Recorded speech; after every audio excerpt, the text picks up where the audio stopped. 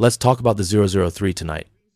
Regarding this topic, I feel like I've already said everything I needed to say before, including the detailed analysis in Shigeishi's live stream last Friday. Originally, I felt I couldn't talk about this topic anymore. But coincidentally, in the past couple of days, I've seen some discussions in group chats about comparing the 003 and American aircraft carriers, and I've gradually compiled some new material. First of all, let's celebrate the commissioning of the Fujian ship in Sanya on November 5th. Actually, from its launch to its sea trials, and even the carrier-based aircraft takeoffs and landings, the Fujian ship has received quite a lot of exposure. So, regarding the analysis that should be done about the Fujian ship, previous episodes, whether mine or Shigeishi's, have already covered a lot.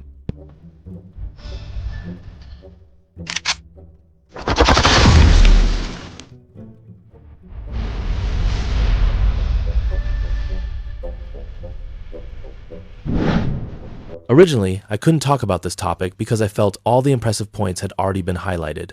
But just recently, I saw some discussions from people in groups about the Fujian ship, and also on Weibo, where some criticize the Fujian ship while others praise it to the skies. All sorts of topics. After looking into related information on these topics, I'll share another session with everyone tonight. The first point is something many people criticize. The No.2 catapult of the Fujian ship intrudes into the landing deck. Actually, as mentioned in both my program and Shigeishi's program, for an aircraft carrier, simultaneous launch and recovery operations are rare, although they do occur occasionally. We can see that the reason for this design on the Fujian ship, where the catapult intrudes into the landing deck, is primarily due to, first, the Fujian ship's displacement, which is generally over 8,000 tons, not the over 1,000 tons some online claim, which it doesn't have the capability for. Secondly, our country's electromagnetic catapults are longer compared to the US steam catapults from the Cold War era. Therefore, it's relatively normal for the Fujian ship's catapult to intrude into the angled deck.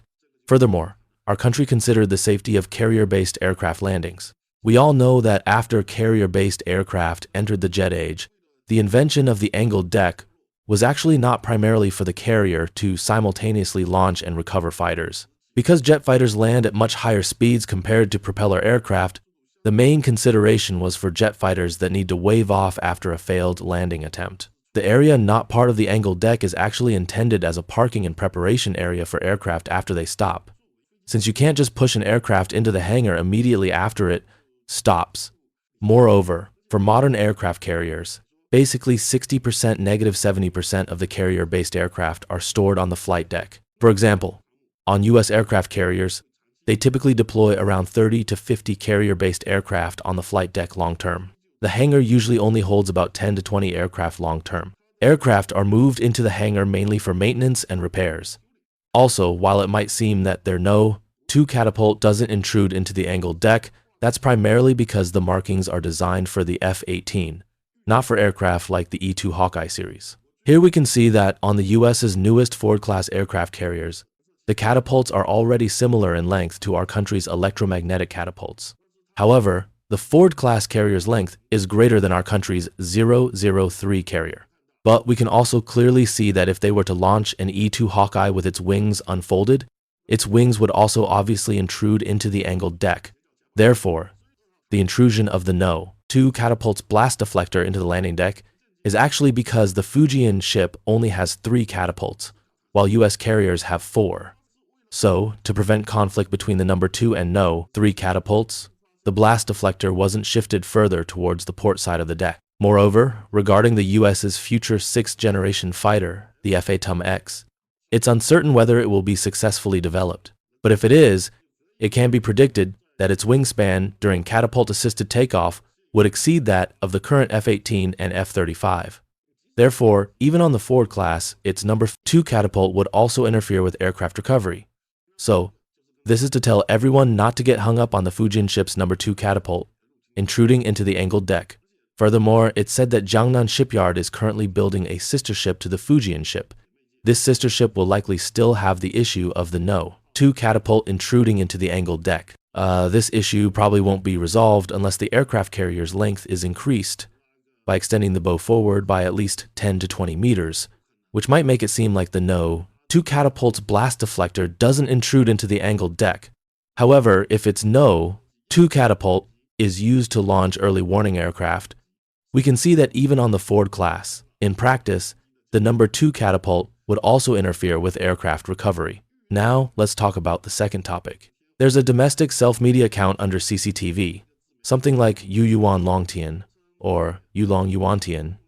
Anyway, an official mouthpiece, which claimed that the Fujian ship could achieve a sortie rate of 270 aircraft per day, even higher than American carriers. First of all, discussing the maximum aircraft sortie rate without considering the combat mission is meaningless, because the number of aircraft sorties varies greatly depending on the specific mission. The highest historical sortie rate for the US was achieved by a Nimitz-class carrier in the first decade of the 21st century, reaching 240 sorties in a day. At first glance, the Nimitz seems amazing for achieving such a high sortie rate, but actually this rate contains a lot of water, inflation, exaggeration. First, looking at the types of aircraft involved in that US mission, we can see it was primarily F/A-18C Hornets, along with some F-14 Tomcats. Actually, the most frequently launched aircraft were the F/A-18Cs, because the F-14 seconds were mainly tasked with air defense. After the F-14 seconds took off, their variable sweep wings allowed for long endurance, and since they were primarily responsible for fleet air defense, their sortie rate wasn't actually high. The real ground attack missions were carried out by the F/A-18Cs. Now, the F/A-18C aircraft is actually not much larger than our country's J-10. The J-15 currently on our carriers is one of the largest carrier-based aircraft in terms of size. Then there's the J-35. Although it's smaller than the J-15, the J-35 is still significantly larger than the F/A-18C. Furthermore, since the F/A-18C was developed and entered service in the 1,980 seconds, the avionics at the time were less advanced, so the functionalities integrated into the F/A-18C were relatively limited. Under these circumstances, the turnaround time for the F/A-18C was comparatively short. Therefore, the time required for handling, maintenance, and operations of the F/A-18C on the carrier was less, leading to a higher potential sortie rate. Moreover, looking again at the US's claimed rate of over 200 sorties per day, the mission involved a total of over 700 combat sorties.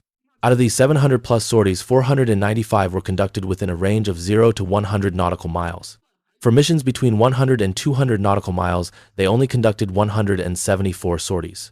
And for missions beyond 200 nautical miles, they conducted only 58 sorties.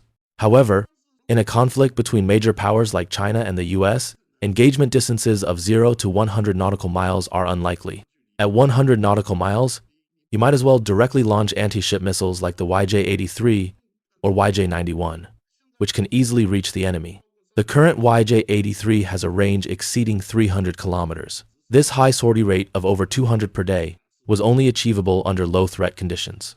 In reality, as the combat range increases, the carrier's sortie rate decreases significantly. For example, if the operational range for a US carrier is extended to 500 nautical miles, its daily sortie rate would drop to just over 80 sorties. Now, 500 nautical miles is a relevant distance for a potential conflict between China and the US today.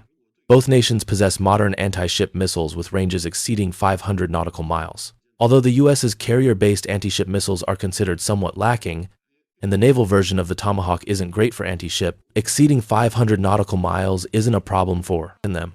In such a scenario of conflict between major powers like China and the US, the engagement distance for their carriers would likely be extended even further. Consequently, the sortie rate of their carrier-based aircraft would decrease further, possibly to only 50 or 60 sorties per day. That's one point. The second point is that a key reason for the US's high sortie rate at that time was that the F/A-18Cs primarily carried unguided bombs, not precision-guided munitions. Therefore, they needed such a high sortie rate to compensate for the lack of bomb accuracy. In a conflict between major powers like China and the US, they wouldn't use carrier-based aircraft carrying unguided bombs for dive bombing, as that efficiency is inherently low.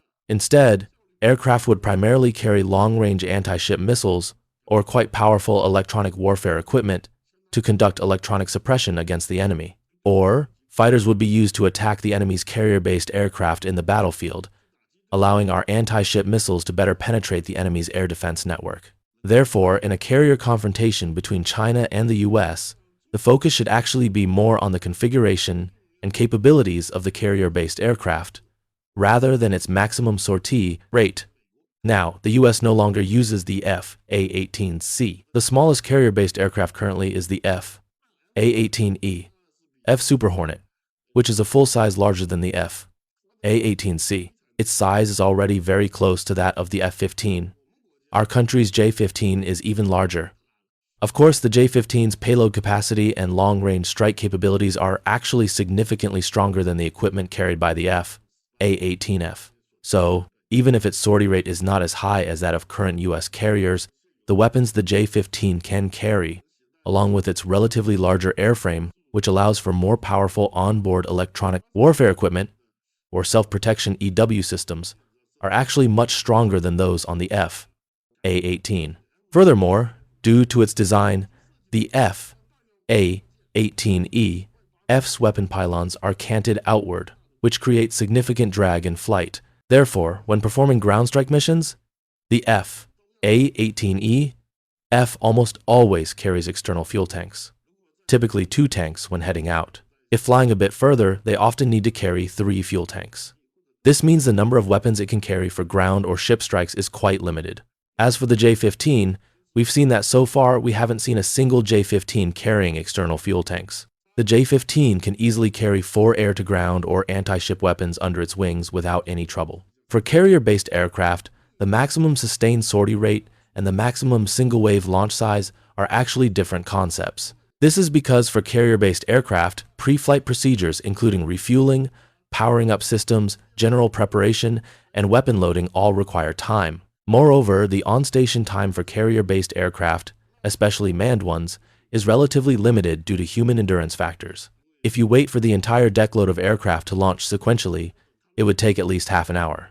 Modern carrier-based aircraft typically have an operational endurance of only 2 to 3 hours. So, losing half an hour is actually quite significant for them. Therefore, the maximum single-wave launch size basically involves the carrier operating all its catapults simultaneously. However, for sustained attacks to deny the enemy respite, coupled with continuous battle damage assessment in a cycle, launch and recovery operations are conducted separately. Also, some friends have asked whether the Fujian ship's use of electromagnetic catapults would increase its aircraft sortie rate compared to US carriers with steam catapults. Let's not compare it with the problematic Ford class for now. Just compare it with steam catapult carriers.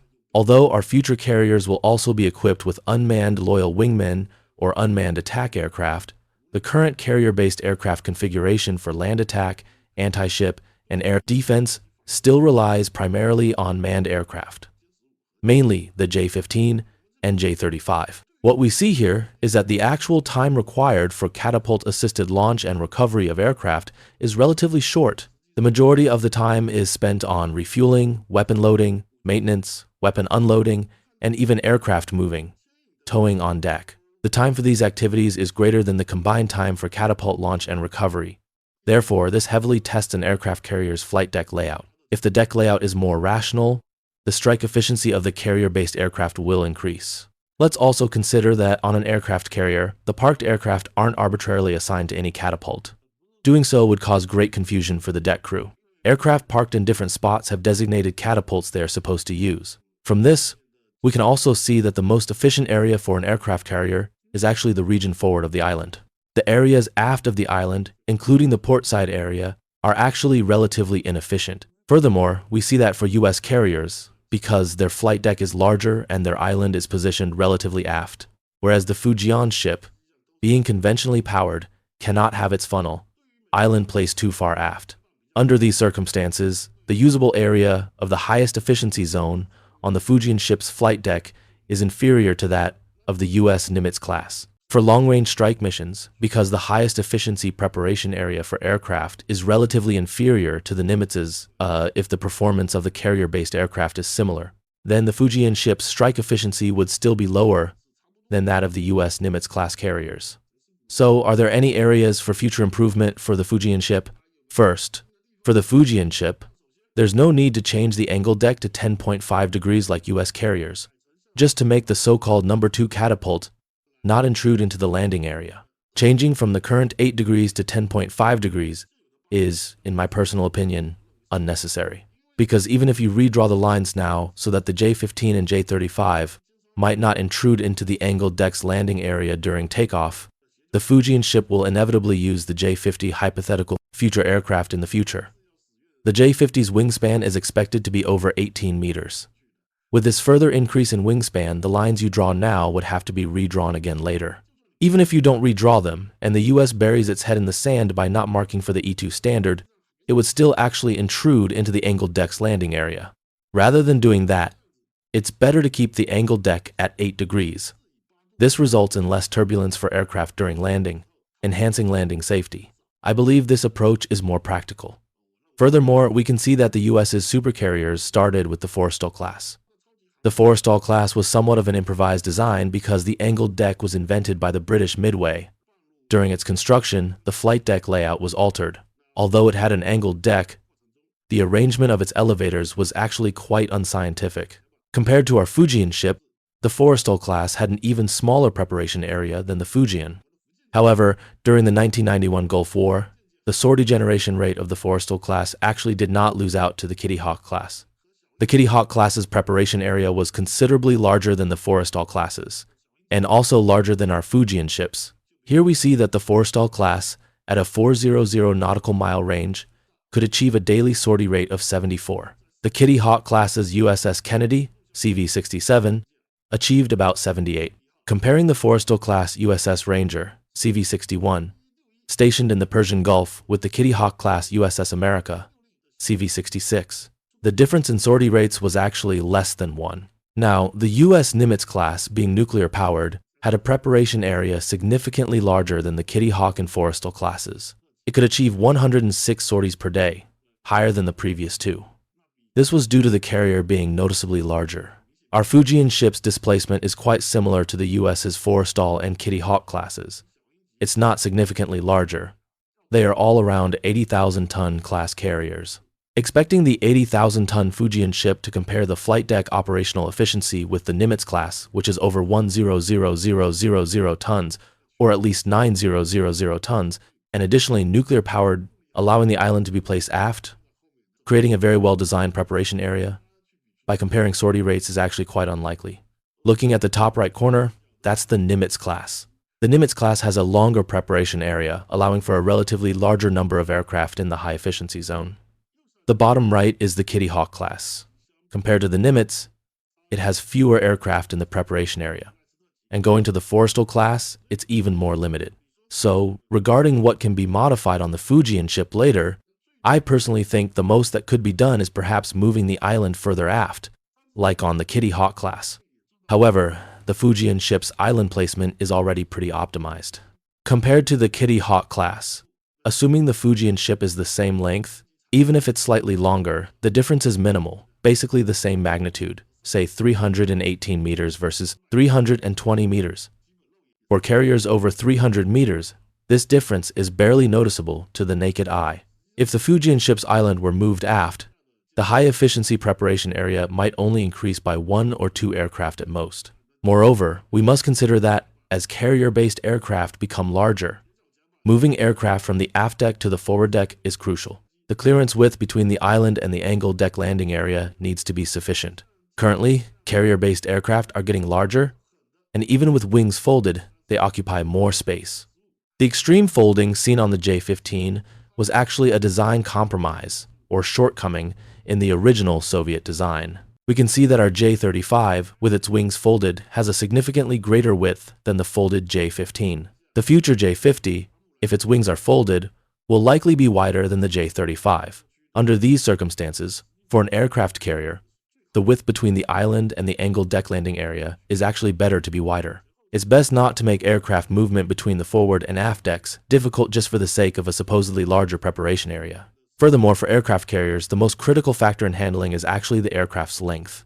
For the J-50, although its wingspan is large, I personally estimate its folded width would be at most 14 meters, maybe around 12 meters. However, the J-50's length is likely aiming for over 20 meters. It probably won't be much shorter than the J-15 and could even be longer. On the carrier deck, the most challenging aspect for aircraft handling is the length of the aircraft, not so much its width.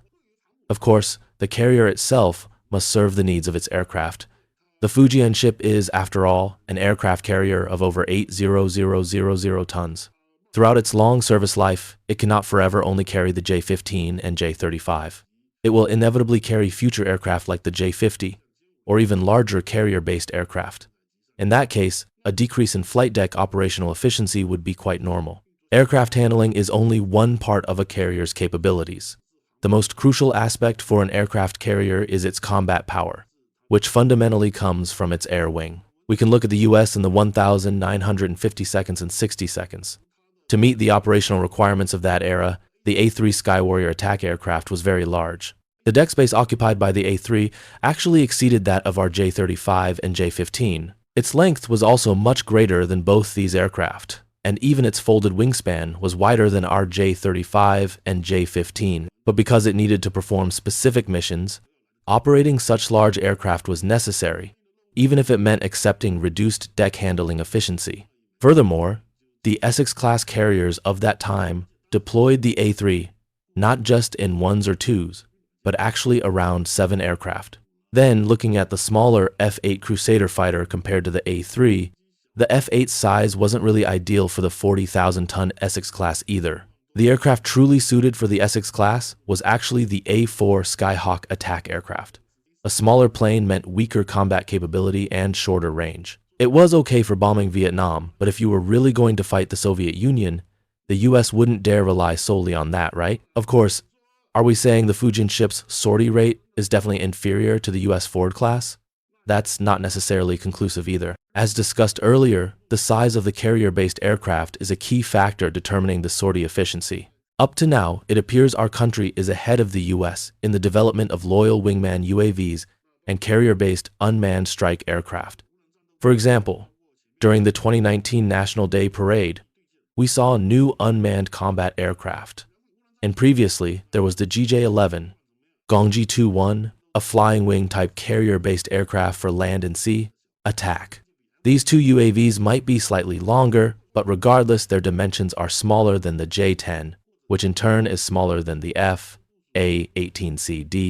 Therefore, if the future 003 Fujian carrier is equipped with unmanned fighter aircraft or unmanned attack aircraft like the GJ-11, or the UAV displayed in the 2019 parade, then its flight deck operational efficiency would be greatly increased. Many issues encountered with the J-15, J-35, or our KJ-600 AEW and C aircraft would be non-issues for UAVs like the GJ-11. Although the GJ-11 has a wingspan of about 14 meters, its deck footprint when folded is quite small. Also, due to its flying wing design, its length is very short, only about 12 meters, which is even shorter than the A-4 Skyhawk. Thus, its handling on the deck would be extremely convenient. For sustained strike missions and being unmanned, eliminating human fatigue factors, its efficiency could be very high. If the Fujian ship were equipped entirely with GJ-11 type UAVs, achieving a daily sortie rate exceeding 270 would be no problem. It could potentially surpass 300. But this depends on what air wing the Fujian ship eventually deploys. Naturally, the composition of the air wing varies depending on the mission. It's not fixed. Future aircraft carriers will still need to incorporate many UAVs. This was part of the US's 2035 carrier air wing plan, although that specific program has now been canceled. But we can see that in the US's envisioned 2035 carrier air wing configuration, the majority of aircraft were planned to be UAVs. So for the 003 Fujian Ship Post 2030, it would be quite normal if the number of UAVs exceeds that of manned aircraft. Of course, limited by its displacement to effectively operate larger aircraft like the J-50, we likely need to wait for the 004 nuclear-powered aircraft carrier. We all expect that on the 004 nuclear-powered carrier, with the island moved further aft, its preparation area will be very large. Furthermore, because the 004's displacement will be significantly greater, its flight deck width will also increase, so its preparation area will be much improved compared to the 003. It's even possible that the island placement on our 004 carrier could be further aft than on the Ford class. Naturally, future UAVs will also increase in size. Whether the 004 is the ideal target design, in my personal opinion, is hard to say. Because in my view, a more ideal target design would be something like the US's late Cold War ECBL, expanded capability, big deck, aircraft carrier concept. We can see that the ECBL design had a flight deck length of 354 meters and a width of 86 meters. Because its deck was wide enough, it could position the island very far forward. With a forward-placed island, the preparation area on the carrier becomes enormous. Apart from the island, the entire area to the right of the angled deck could be used for preparation. In that case, the sortie generation and preparation efficiency would far surpass current carrier designs. The US's Ford class is actually not an ideal design from the US's own perspective. This is because the Ford class is primarily a post-Cold War product.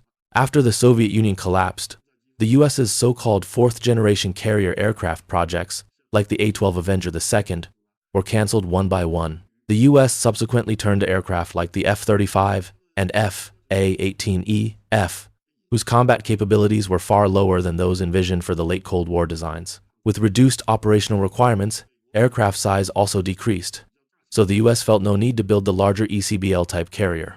Moreover, if the US wanted to build a large ECBL-type carrier, its existing naval shipyards at the time couldn't support it. They would have needed to rebuild their infrastructure. But with the Cold War over and the Soviet Union gone, the US felt it was unnecessary. If the US, with its current shipbuilding industry, wanted to revive the capability to build such large dry docks, it would actually be a very difficult task to accomplish in the short term. For our country, however, our existing shipbuilding facilities, we all know that the length of large container ships built in already exceeds the length of the ECBL design. The width of the shipways used to build these cargo ships also far exceeds the requirements for the ECBL design. Therefore, in my view, the 004 aircraft carrier is also a transitional design. It is optimized for our 6th-generation aircraft, with further improvements in flight deck handling. However, while moving the island aft increases the preparation area, it actually has a somewhat negative effect on the ship's seakeeping performance.